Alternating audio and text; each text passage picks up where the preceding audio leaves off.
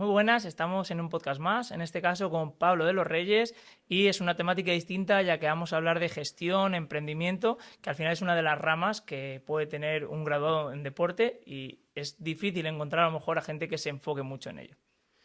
Sí, bueno, encantado. Gracias Álvaro por invitarme. Espero que alguno de los consejos o de lo que hablemos le sirva a la gente que estudia deporte, que bueno, yo soy de INEF y siempre pues le tengo mucho cariño a la gente que estudia ciencias del deporte en cualquier universidad, TAFAD o grado, lo que sea, ¿no? Entonces, si le sirve, ya me voy tranquilo de aquí. Como graduado en Ciencia del Deporte y también, bueno, estudiaste tema de gestión, marketing, ¿qué es para Pablo o cómo forma para ti hoy día el mundo del entrenamiento? Pues la verdad que tiene una relación directa con lo que hago hoy en día. Yo estudié en la Politécnica, estudié INEF y realmente la gestión deportiva tenía clarísimo desde el principio, desde primero de carrera, que quería dedicarme a ello, ¿no? Y entonces durante toda la carrera todo lo que me enseñaban, fisiología, anatomía, todo lo relacionaba con cómo podía yo generar negocio y vivir de ello, ¿no? Y hoy en día que estoy emprendiendo, pues relaciono mucho el emprendimiento con el deporte y con el mundo de la fisiología, ¿no? Por ejemplo, en el caso de un emprendedor, pasas por muchas fases, ¿no? Te comentaba antes que yo he montado ya, esta es mi cuarta sociedad, es la cuarta empresa que monto, las tres anteriores, dos de ellas no funcionaron nada, una de ellas casi tira. Pero hasta que no me he enfocado únicamente o sea, he dejado mi trabajo y me he enfocado solo en esto, no he conseguido que algo tire tanto, ¿no? Entonces relaciono mucho cómo es a nivel psicológico un atleta a cómo es un emprendedor, ¿vale? Y te explico. Un emprendedor, ¿vale? Pasa por un montón de fases a nivel psicológico. Hay días que te quieres matar, hay días que estás súper contento, pero tú te estás preparando para una competición. O sea, yo compito todo el día. Entonces, para mí competir y donde está la competición es en el cliente. O sea, cuando yo hablo con un cliente, ahí es donde compito contra todo el mundo. Y las skills o las habilidades que yo he ganado hasta ese momento son las que tengo que demostrarle al cliente para que me contrate a mí en vez de a otro, ¿no? O ser mejor que el otro. Y una vez tienes al cliente, hay muchas cosas que se relacionan, que por ejemplo yo relaciono mucho el umbral láctico, ¿vale? Con el umbral de estrés. ¿Vale? Hay clientes que son muy demandantes de ti, ¿no? O aprietan más. Entonces, el umbral láctico, si tú entrenas en anaeróbico, el umbral láctico seguramente lo llevarás cada vez empezarás a generar láctico a una determinada frecuencia cardíaca, etcétera, etcétera, ¿no? Pues esto pasa un poco igual. A medida que vas trabajando y que te vas entrenando, vas llevando el umbral de estrés a un nivel un poco más alto. Entonces ya hay cosas que ya no te estresan. Cuando empiezas, te estresa todo, ¿vale? Pero cuando vas entrenándote y entrenas en esa, no frecuencia cardíaca, ¿no? Pero entrenas en ese tipo de situaciones, te vas adaptando a ese nivel de estrés, ¿no? Y hay clientes que son más anaeróbicos y hay clientes que son más aeróbicos. Y me explico. Un cliente anaeróbico es un cliente que está contigo poco tiempo. De hecho, nosotros como gestionamos proyectos, pues hay proyectos que son más rápidos y hay proyectos que son más largos, ¿no?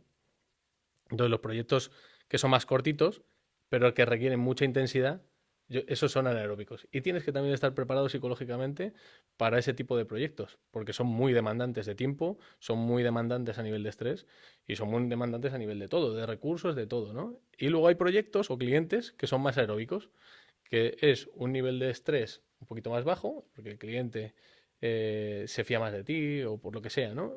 Entonces el nivel de estrés o el nivel de intensidad no es tan alto, pero es más prolongado en el tiempo. Entonces, es como esa relación entre el emprendimiento y la fisiología del deporte, lo que a mí también bueno, durante toda la carrera pensaba mucho en esto y ahora que lo veo desde el punto de vista de emprendedor, pues es con una pequeña relación que no sé si tendrá Sí, sentido sí, sí. para ti. Es una muy buena comparación. De hecho, si analizas, sería al final ser tolerante al estrés. Hay personas que toleran más el estrés o puedes entrenarte para ello. Y al final, con la comparación que has hecho, vemos cómo hay tanto sedentarismo en la población que es más fácil no entrenar que entrenar, obviamente, porque entrenar pues tienes fatiga y es difícil, y se puede relacionar también con el tema de ser funcionario o emprendedor, ¿no? A lo mejor es tolerar esos riesgos no es para todo el mundo, pero sí que es más, entre comillas, placentero o más tranquilo el buscar una plaza estable que no te requiere a lo mejor pues esos días buenos, malos o que tiene el emprendimiento. En general, ¿crees que Joder. emprendedor se nace o se hace? Deportista también podríamos saber si se nace o se hace. Sí, a ver, yo creo que hay deportistas muy talentosos y hay emprendedores muy talentosos que requieren con menos esfuerzo, con menos habilidades para la gestión o lo que sea, ¿no? De repente pegan un bombazo y aciertan a la primera. Y hay deportistas que de repente, yo era nadador y de repente yo llevaba toda mi vida nadando y llegaba un chico que llevaba un año nadando y me ganaba en el 100 mariposa. Y yo me quedaba flipando. Digo, pero si llevo toda la vida entrenando mariposa y este acaba de empezar a nadar mariposa, ¿cómo puede ser que me gane, no? Entonces hay gente que es más talentosa y que, bueno, pues tiene un talento natural y con menos esfuerzo pueden hacer más. Y en el emprendimiento pasa un poco igual. Hay gente que tiene un don, acierta a la primera y hay gente que pues nos cuesta más. Entonces hasta que aciertas con ciertas habilidades o con cierto camino, por así decirlo, pues tardas un tiempo. Con todo lo que has visto hasta ahora, ¿qué errores comunes crees que puede cometer un emprendedor barra entrenador que empieza a montar su pequeño local, su pequeño centro de entrenamiento? ¿Ves algo que destacar o...? Pues mira, no sé si es un error, porque como decías tú antes, tampoco veo errores, ¿no? Sino aprendizajes, pero sí que hay un punto importante que es que no te ciegue las ganas de hacerlo. O sea, las ganas de montarte tu propio negocio, porque entonces no ves las cosas con claridad.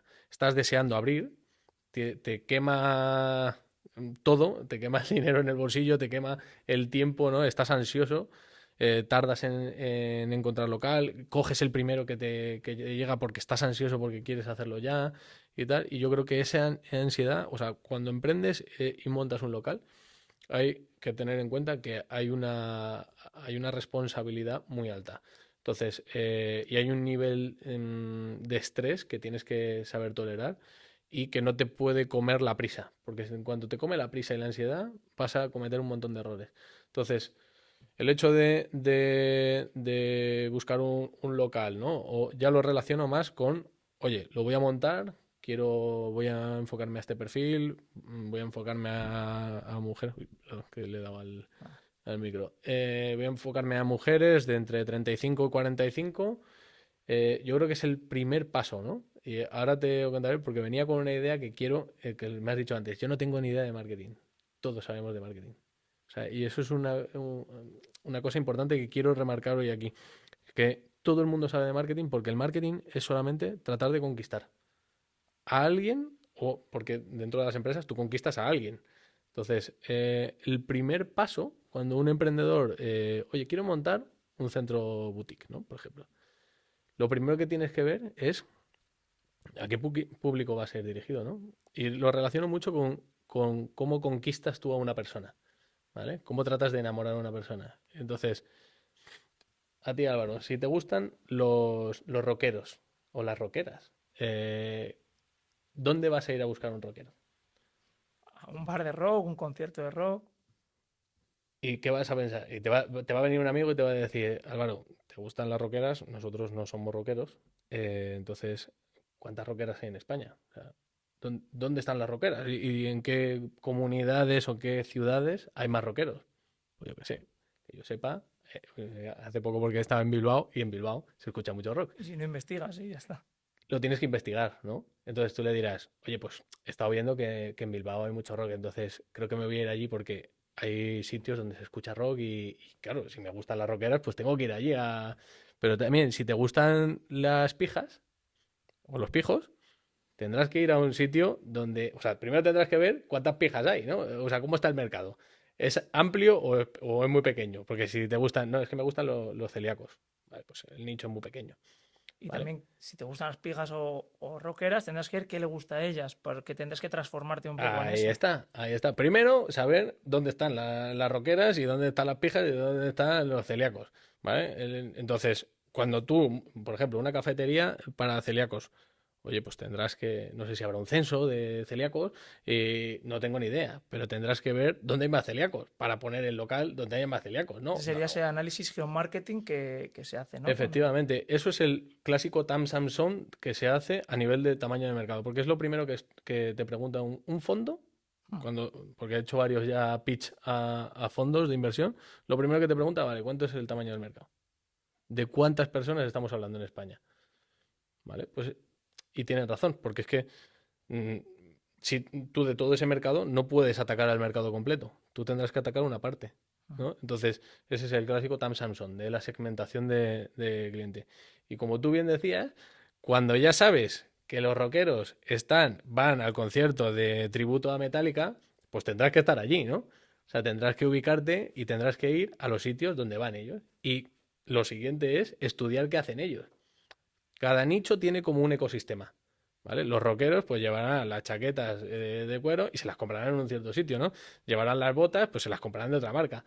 Los pijos se comprarán las camisetas de scalpers o las camisas o las chicas se irán a Zara, no lo sé. Pero tienes que entender su ecosistema. Y una vez, eso es el clásico buyer persona, ¿no? Que llaman los entendidos del marketing, que yo soy cero de eso, de estos anglicismos para complicar una cosa que es pura lógica, ¿vale? Pero todos sabemos conquistar a una persona, ¿no? En mayor o menor medida, pues sabes cómo llegar a ese público que a ti te gusta, ¿no?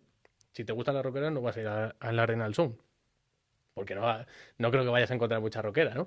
Si te gustan las pijas, pues a lo mejor te tienes que ir, yo qué sé, a una discoteca pija en Madrid, no lo sé.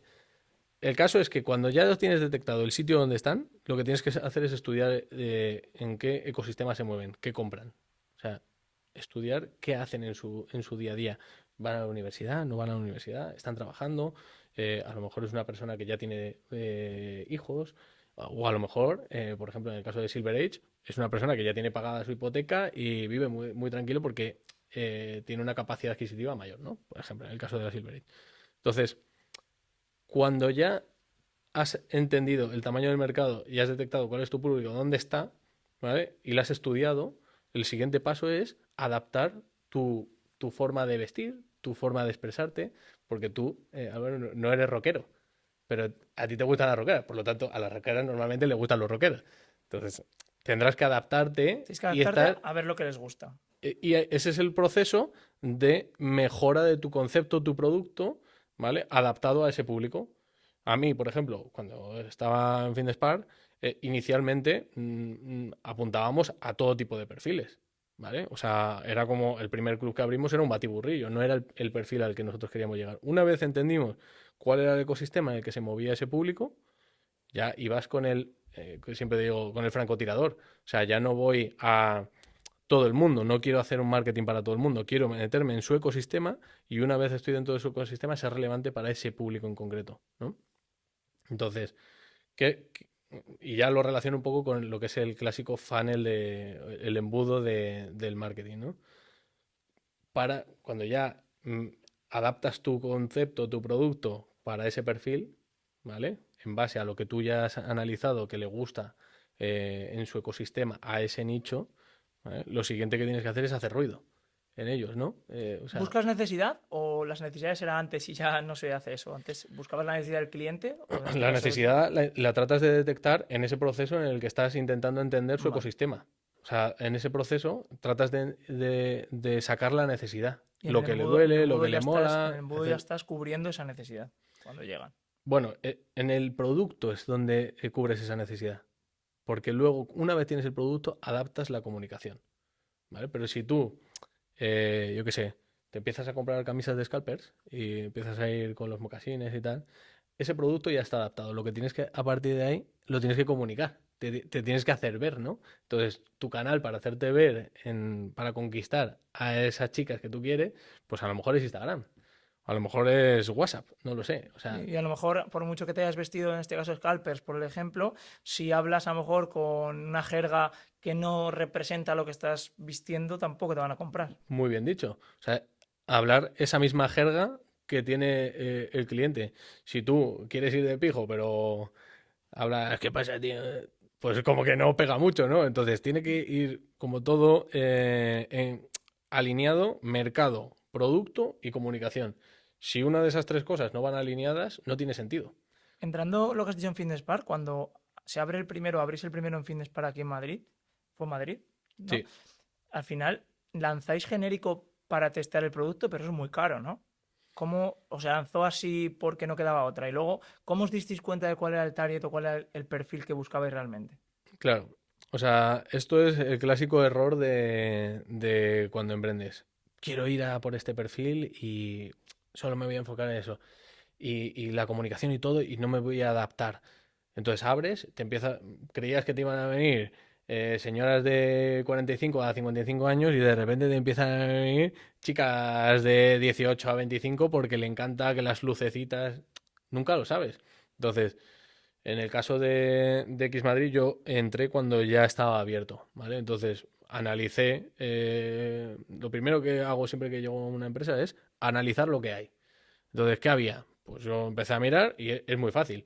Hice varios roleplays, ¿vale? O sea, cogía varios clientes de diferente índole que me iba encontrando y les hice varias preguntas. Entonces, en vez de hacer el buyer persona sobre una hipótesis, lo hice sobre el Claro. mercado que ya tenía, ¿vale? Entonces, en base a eso dije, vale, de estos, más o menos, en porcentaje hay tantos, de estos otros tantos. Y empecé como a crear mis pequeños como familias, ¿vale? Que yo lo llamaba familia, ¿no? Entonces, dentro de los buyer persona hay como diferentes, pues, tienes varios buyer persona. Lo que tienes es el mismo target, pero en ese target hay como diferentes buyer persona. Entonces yo dije, yo los clasificaba en los que les gustaba el entrenamiento de fitness en general, muy enfocados a la fuerza, al alterofilia o culturismo, ¿no? Que siempre perdón, culturismo, alterofilia ¿Fuerza? y crossfitters, ¿vale? O sea, ya entraba, no, dentro de la fuerza ya como que tenía claro que ese era el camino. Pero dentro de la fuerza hay un montón Sí, sí. de sub nichos, ¿no? De la fuerza. Los crossfitters y los powerlifters. De hecho, cuando yo empecé, no, lo del powerlifting era como algo súper incipiente, pero lo vimos y dijimos, ojo que esto crece. Y entonces, cuando tienes claro eso, adaptas la comunicación a ese camino que tú ya has visto. Oye, que más o menos por ahí, este es el entorno que me he encontrado, creo que este es el camino. Y luego en el camino vas perfilándote hasta que detectas dónde tu comunicación es más relevante, ¿no? Entonces yo detecté que en la parte de powerlifting y crossfit y entrenamiento de fuerza, ahí es donde teníamos que apuntar. Porque ahí lo que tienes que hacer es analizar lo que tienes y analizar los demás que están haciendo. ¿Vale? Los demás, en este Ujú. caso, serían los demás pijos o rockeros que tengas alrededor, que hacen, ¿no? Con qué armas atacan a ese cliente, ¿no? Y entonces detecté que no había muchos centros donde se trabajase la comunicación enfocada al entrenamiento de fuerza. Y dije, pues este es mi camino. O sea, creo que hay que ir por aquí. Al final lo que usaste es te enfocaste en la experiencia del cliente, que es algo que siempre digo mucho eso, hay que enfocarse en la experiencia que está viviendo el cliente en el centro, en este caso en el negocio, y también diferenciarte de la competencia o del resto de servicios de una manera que estemos dando solución a lo que busca el cliente en esa experiencia. Lo que pasa es que hacer un roleplay es carísimo, en este caso llevarlo a la vida real y generarlo Cero caro. tiene que estar abierto, ¿no? Entiendo. O sea, no, Cero caro. no se O sea, hacer puede. un roleplay, escogerte a 5 personas de la mañana, 5 personas de la tarde y otros que vengan, o sea, en diferentes tramos, porque así vas a poder ver qué buyer persona tienes en cada hora, ¿vale? Porque no es lo mismo la gente que viene a las 6 de la mañana que la gente que viene a las 12.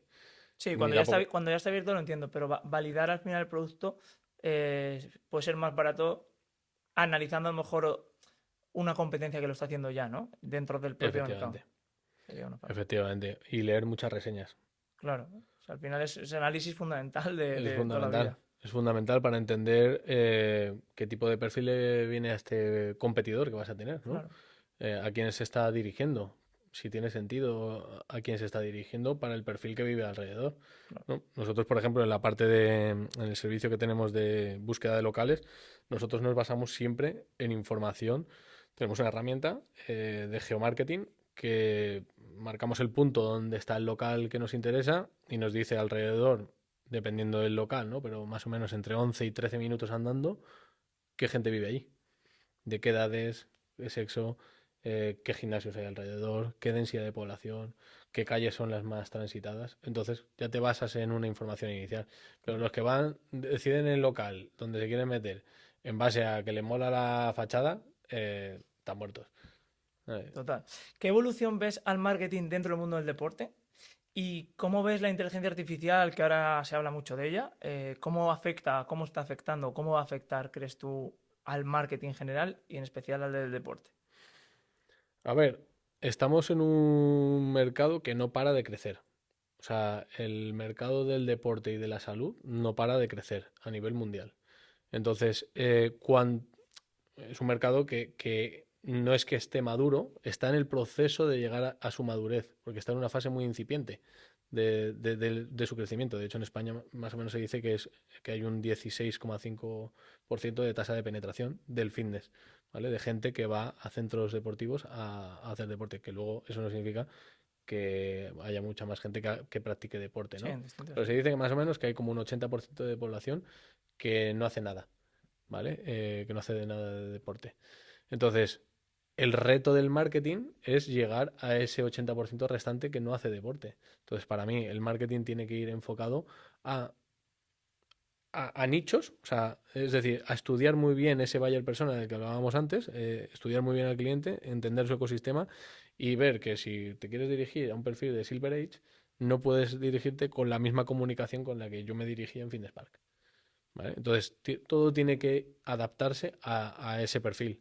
Entonces, para mí, el perfil marketing dentro del deporte creo que es un perfil muy necesario y que cada vez lo va a haber más, porque piensa, yo, casi todas las cadenas con las que hablo, normalmente hay muchas que tienen subcontratado el marketing a una agencia.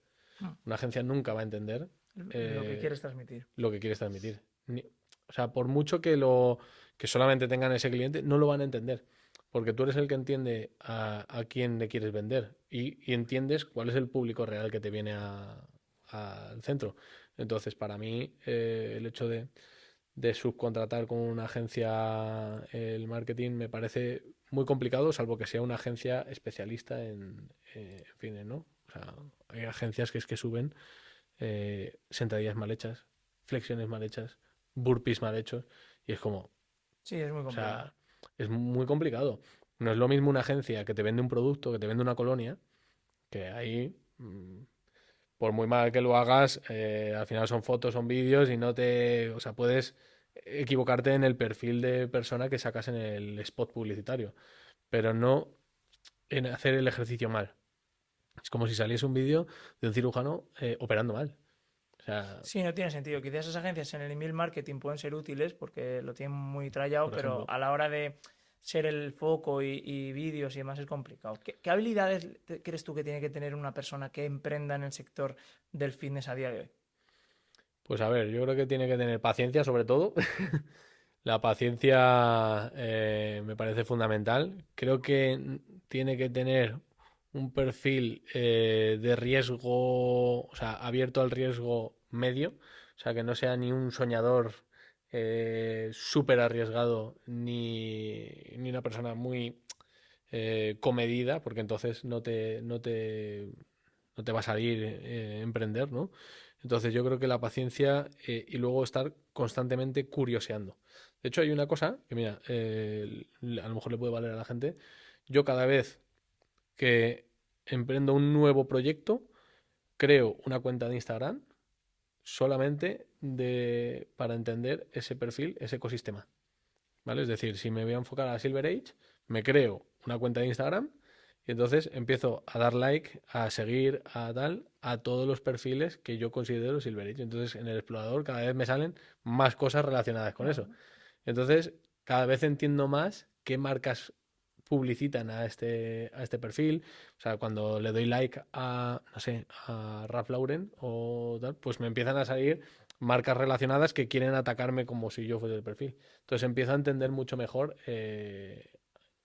al target, ¿no? Y, o sea, empiezo a entender a quién le voy a vender. Entonces, siempre me creo una cuenta de Instagram para cada uno de los proyectos, para que me vayan impactando cosas relacionadas con Al ese final, al público. final el resumen también es empaparse de información porque cuanta más información tengas al respecto, vas a tomar mejores decisiones o esas decisiones que falles te van a servir también como aprendizaje y seguir. Pablo, ¿tú has llegado realmente a nivel profesional, después de estudiar la carrera de Ciencias del Deporte en el apartado de gestión, a un punto de estar en una empresa muy grande, dirigiendo bastante, lo que llamaríamos a día de hoy pues, éxito profesional, ¿no? Pero giras o cambias y ahora emprendes, en este caso por tu cuenta, y al final pasas de estar pues, en una empresa gigante, por así decirlo, en crear la tuya, que ojalá y sea 10 veces más grande, pero que el cambio es drástico, ¿no? Al fin y al cabo tomar esa decisión, ¿qué cambia? O sea, ¿qué diferencias tiene el estar en algo ya que está operativo y ves el funcionamiento que tiene, porque ya venía de largo, ¿no? En otros países además, en algo nuevo que tú quieres crear y crecer. Bueno, mira, antes me preguntabas por consejos para alguien que quiera emprender. Yo creo que tú puedes hacer el camino solo o puedes hacer el camino acompañado. Yo tengo dos socios a los que admiro mucho. Somos muy diferentes los tres y creo que un poco relacionado con la pregunta que me hacías, eso es muy importante. O sea, es muy importante decidir con quién quieres hacer el camino.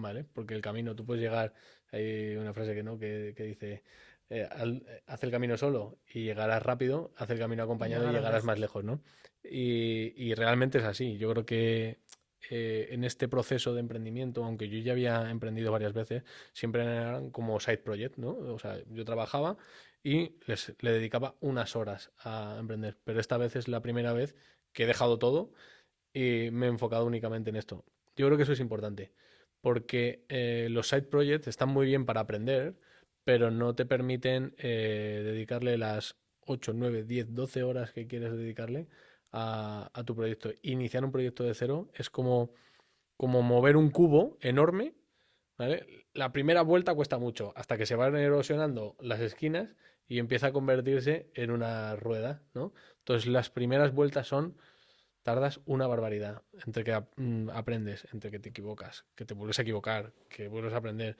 Entonces, por eso no veo errores, pero sí que son aprendizajes constantes, ¿no? Entonces, esos primeros giros hay que tener mucha paciencia y hay que tener mucha calma mental. Hacer deporte, o sea, yo hago deporte todos los días porque me da el equilibrio que necesito a nivel psicológico, ¿no? Es muy psicológico. ¿Sabes? Es como un atleta. O sea, al final es como un atleta porque hay días que es que dices, ¿cómo he podido fallar esto? ¿Cómo me han colado esta?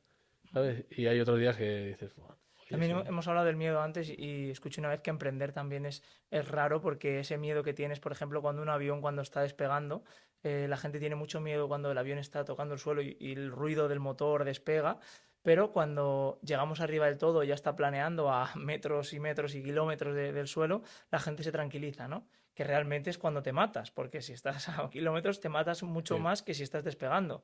Entonces el emprendimiento es un poco así, cuando estás arrancando el emprendimiento tienes mucho miedo, pero cuando ya lo que has dicho, ese ejemplo del cubo, cuando ya va un poco más fluido, le quitas el miedo. sí. Es gracioso, pero si lo analizas sería todo lo contrario. Pero bueno, es curioso. Te voy a hacer tres preguntas así para acabar, que es, ¿qué tres empresas te gustan o las tienes como referentes a nivel de marketing? Que me digas qué tres ves que lo están haciendo muy bien, sea el sector que sean y te gusta. Vale. Yo diferencio mucho en marketing aspiracional, motivacional y marketing estratégico, por así decirlo, ¿no? Me gusta mucho Red Bull. Es un marketing aspiracional, motivacional de la pera y me gusta mucho cómo lo hacen. Nude Project me parece que ha roto los esquemas a nivel de marketing, hacen cosas totalmente disruptivas y creo que han sabido llamar la atención de ese público al que van dirigidos, ¿no? Y me parece osado lo que han hecho, porque no es fácil. O sea, hacen cosas que requieren un pensamiento por detrás que aunque parezcan tonterías, o sea, parezca a nivel, o sea, cuando las ves dices, "Hostia, ¿cómo hacen esto, no?" Realmente hay un pensamiento y una estrategia por A detrás. mí Nude Project, perdona que te corte, Nude Project me hacen unos genios. Yo siempre, antes hemos hablado del tema de los pijos y estas bromas, pero Nude Project es una empresa que ha conseguido que el pijo vistiendo su ropa se crea que es más de barrio y el que es de barrio vistiendo su ropa se crea que es pijo. Entonces ha conseguido, la gente se cree que va solo a un nicho y no, va a todos, ha unido a todos los extremos creándoles en que cada uno siente una cosa distinta cuando lleva su ropa. Sí, A mí me parece increíble lo que han hecho. sí, sí, totalmente. O sea, realmente es un reto lo que han hecho y lo han conseguido. Y si el problema viene cuando empiezan a hacer meseta, ¿no? Ahora es todo como muy... ahora es la moda, ¿no? Y Sí, es tendencia. Ahora es cuando van a tener que darle mucho al coco para hacer cosas totalmente disruptivas. claro. Vicio, por ejemplo, también lo hace muy bien y hace una comunicación muy parecida. Entonces, bueno, esas empresas son las que me llaman la atención, las que se arriesgan a hacer cosas diferentes, ¿no?